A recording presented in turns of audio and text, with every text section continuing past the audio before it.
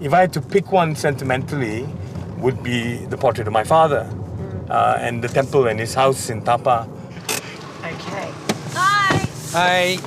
Father. Nice to meet you. Welcome. This is your house. This is my life, my house. And though it doesn't belong to us anymore, every time we pass through this place, we stop here. And you're right next to the temple. Temple, yeah. We used to go there every Friday. And I learned the rudiments of Hinduism there. The starting point for the exhibition, really, Finding Graceland, was really in tracing kind of the roots of my ancestors, was really to start at my father's house, right? And I painted him standing outside the house, looking at the temple. The two were so connected, such a strong part of their daily lives. It's amazing what the imagination as a child will just take you into a whole different world. The thing I found about my dad, talk about imagination, when he can't remember stuff, he just makes it up. He makes it up, and that's what lends so much breadth to the work, you know, because I... Wait, hang on, is that true? Is that true? Do you make things up? They are credible. They're credible, see? Incredible in your mind, yes. And he believed it, hook, line, and sinker, he believed it. So you fell for it? No, I didn't fall for it, but I used it in the work. And I think it's that level of madness in the work that appeals to people, you know?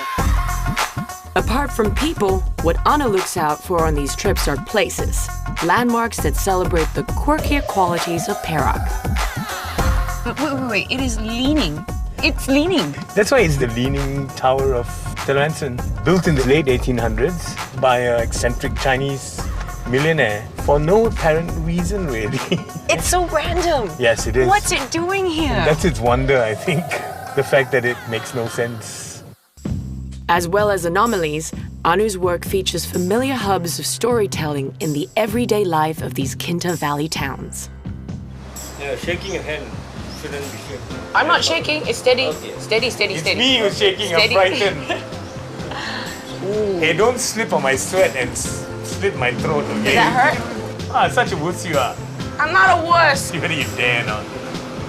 There, I cleaned that up. Yeah, See? It's good. This barbershop has been around all this while. So, It's been, he says, 60 years.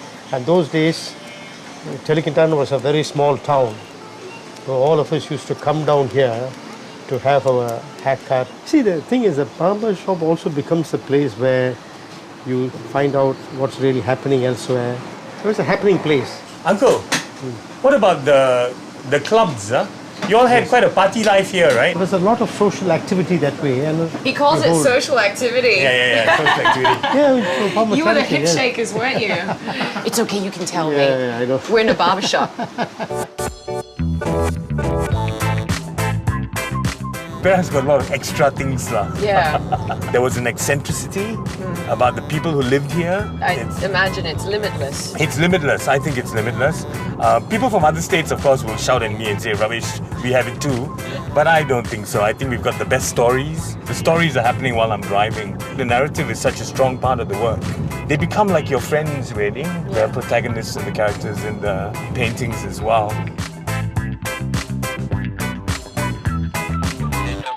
It's so random to have a fortune teller by the road. I know, it's quite fantastic.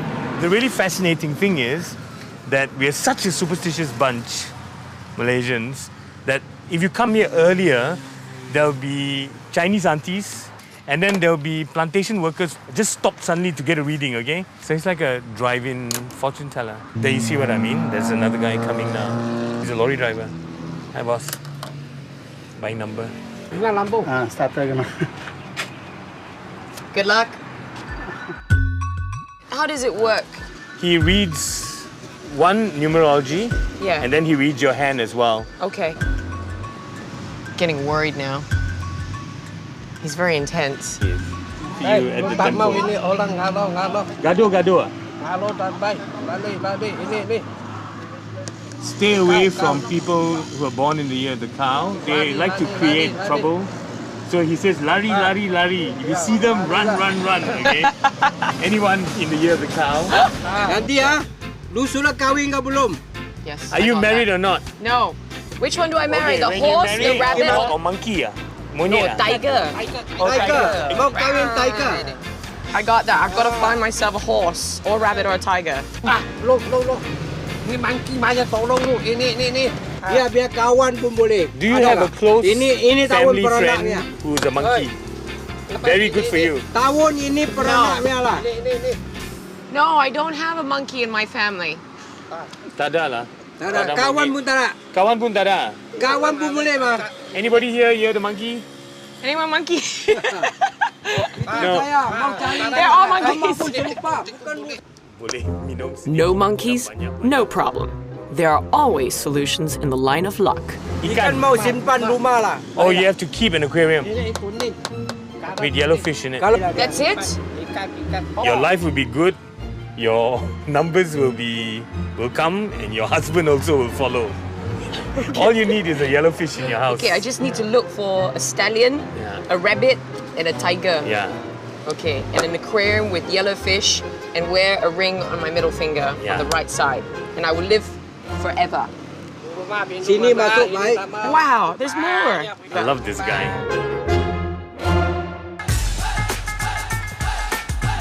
Coming up, our road trip through Perak takes us into some surprising artistic passages. Breathe in to the right and breathe out to the left. This is really weird, man, but I'll do it. I'm good for art.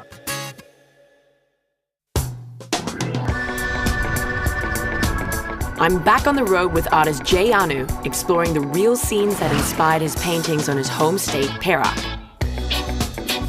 Our mad ride through the Kinta Valley takes us off the beaten path through what was once the capital of the world's tin industry.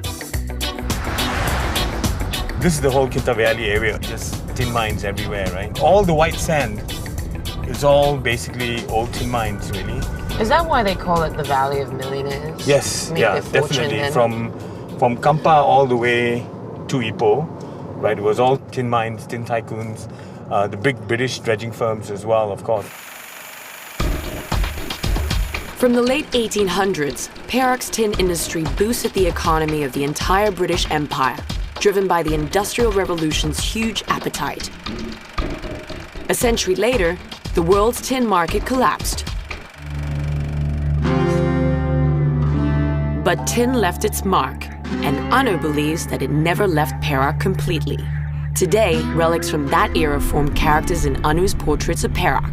Look at that, some kind of mad dead beast, right? It's the last dredge in Malaysia, actually, not only Perak.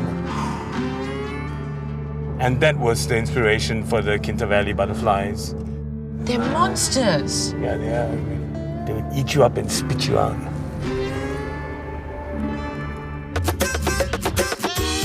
The tin mines are done, but the places they spawn are still very much alive.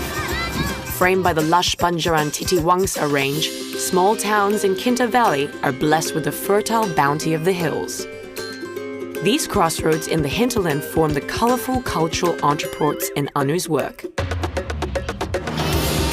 Towns like Bidor bustle with fresh produce all year round. It's just an abundance in this village here. And have become favorite pit stops on Malaysia's culinary map. Can you smell it now? But it tastes wonderful. This is the famous chicken biscuit. This is the taste of my youth. Yeah. For Anu, places like this are an imperative part of his artistic process. It's all about the food. It basically used to be a food fest, because you map your route by what to eat in each place. In the old roads, it'd take another 45 to an hour to get here, and then you'd stop again and eat again. It's like a food marathon for yes, you. a food marathon. And the paintings took on that sequence of things as well. Right. Because the places I remember best were always guided by the food we ate. So I worked hard at getting to this stage, really. Of course. It hadn't happened naturally, but have their duck soup. Is that what's famous here too? Ah, man. This soup is so good. Wow.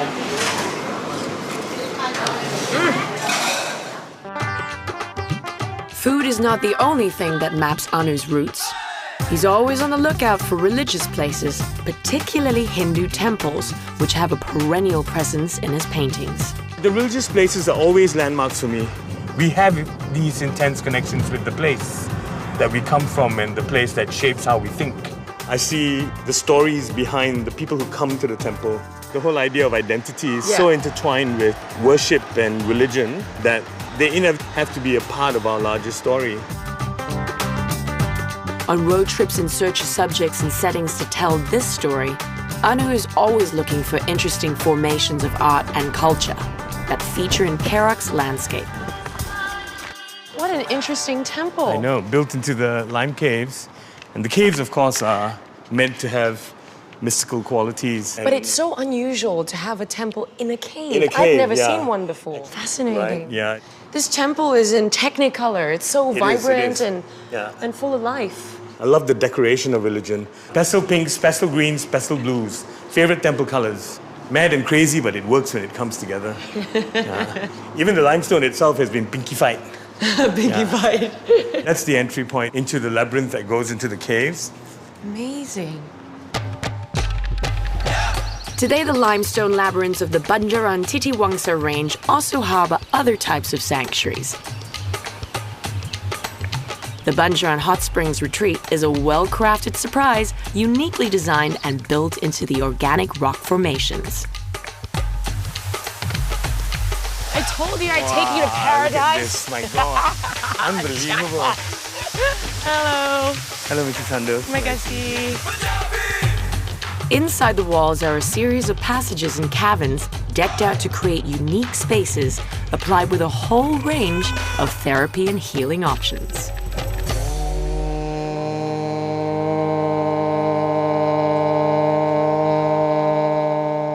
Next, we are going to practice the single nostril breathing. Breathe in to the right. Breathe out to the left. Who would have thought we'd be breathing out of noses, out of nostrils together, okay? Yeah, 8 months ago when I saw you on TV, I never would have thought, okay, we'll be one day breathing out of single nostrils together. This is really weird, man, but I'll do it. Okay. I'll do it for art. While Anu is drawn deeper into the caverns of creative contemplation, I step out to soak in the natural hot springs of the Banjaran. I would have never taken in the gorgeous landscape and rich cultural crossroads of Perak in quite the same weird and wonderful way if it had not been through Anu's art. It just made this road trip so beautifully trippy. Leaving Perak, I make my way down to Johor Bahru on the southern tip of Peninsular Malaysia.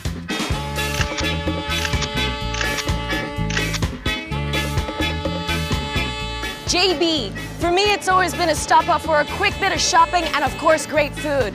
But I've never ever stopped to take a moment and look at the finer details.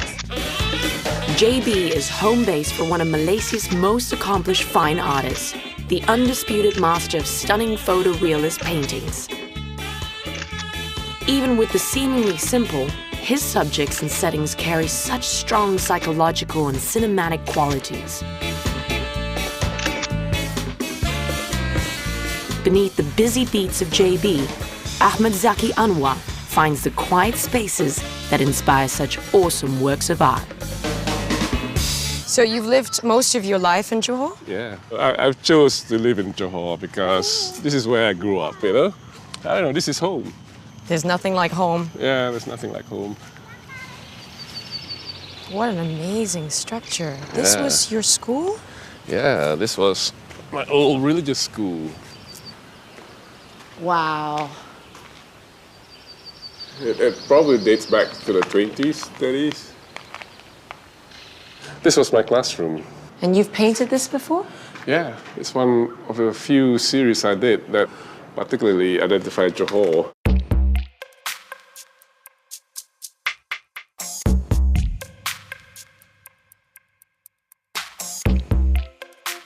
Various things can trigger an image, you know? That initial thing that I saw produces in me a rasa. Okay, taste. Yeah, it's much deeper than a taste. It's a sensory experience. This place holds something much more subliminal for me. Definitely sensing it. Yeah. Yeah. Yeah.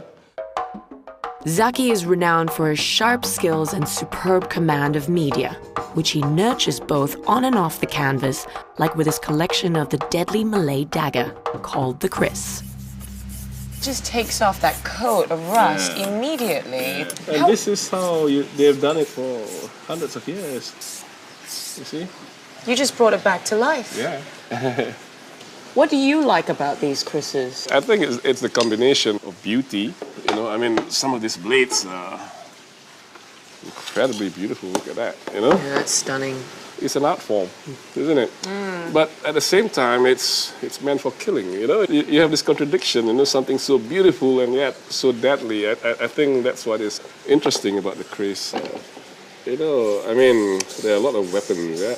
But somehow the Kris has certain rawness, you know? Its primitiveness, I think that's what attracts me, you know? It's open more for interpretation and stories and myth. In Malay, it's called the semangat. The spirit. It's much more than the spirit. Semangat is something which uplifts you, an uplifting spirit. Zaki draws on diverse influences that help him hone his work to perfection with an intense focus on precision. In Islamic calligraphy, if an alif is supposed to be written like that, you have to write it like that. You can't improvise, basically. You know, there's no freestyle. So it's an exact art form. So there is no room for mistakes. No room for mistake. That's when the charcoals came about, you know?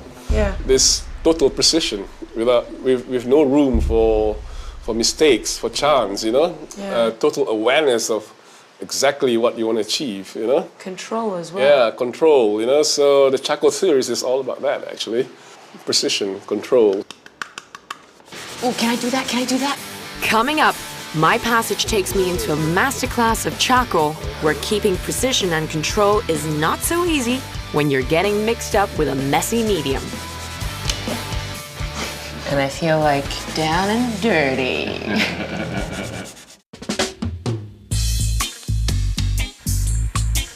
In Johor Bahru, the final stretch of my fascinating journey with Malaysia's leading artists lands me in a masterclass with the finest commander of charcoal.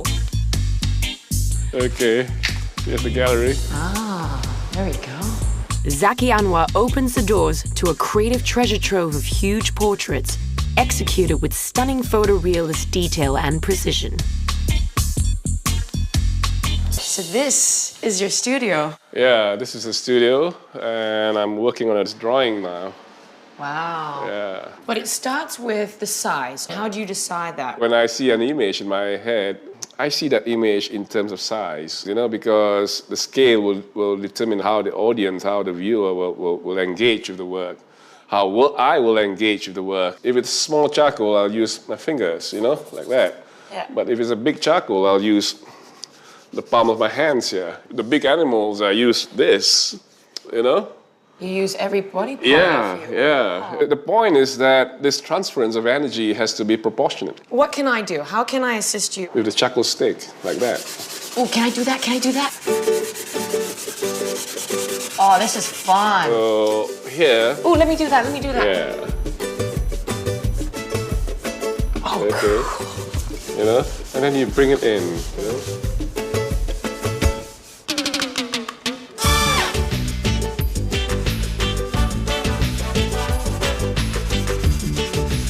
What's lovely about charcoal is that you really feel it. Yeah, it's a very intimate process, really, you know? I'm feeling it, you know? I'm feeling the contours. As my fingers go across the face, you know, I sort of imagine that I'm feeling it, that it's like three-dimensional, you know?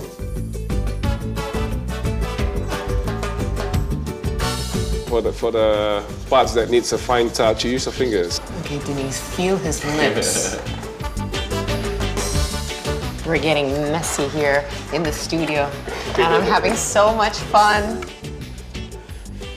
Okay. Like, So you can go right up to here. what I like about charcoal is that I have this very strong connection with what I'm using, and I feel like down and dirty.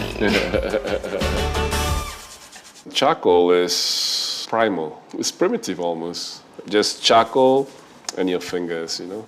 When you're doing realistic work, I would try to keep it as precise as possible. It's a very strange thing, you know, between being precise but at the same time not really conscious of the action. But it comes with experience, though, Yeah. just like you said with your artist calligrapher. Yeah.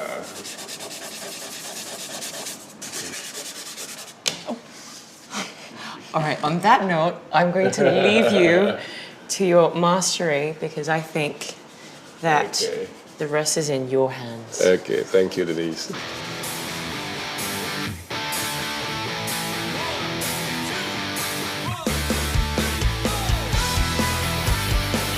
With me out of the way, Zaki takes over, riding a wave of creative energy with perfect control.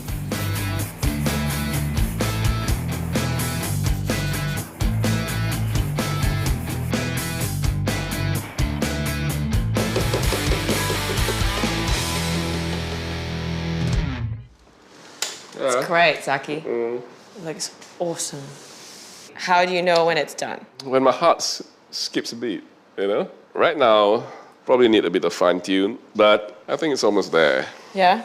Time for teh tarik, hey? Yeah, time for teh tarik. My masterclass with Zaki was the perfect way to wrap up this passage. Come on, guys. Traveling through Malaysia through the eyes of its leading artists was a fascinating adventure into a rich canvas. Beautiful. Returning to the shorelines of the East Coast, I discovered more ways to soak in the splendid details.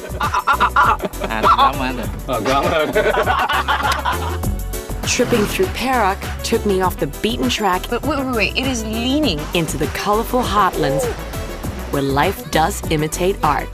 No, I don't have a monkey in my family. This journey through Malaysia, art and about, has been like painting the perfect mistake. It's all about perfect mistakes. You could come back here again and again, but every time experience something completely new. I'm Denise Keller, and this is my passage to Malaysia.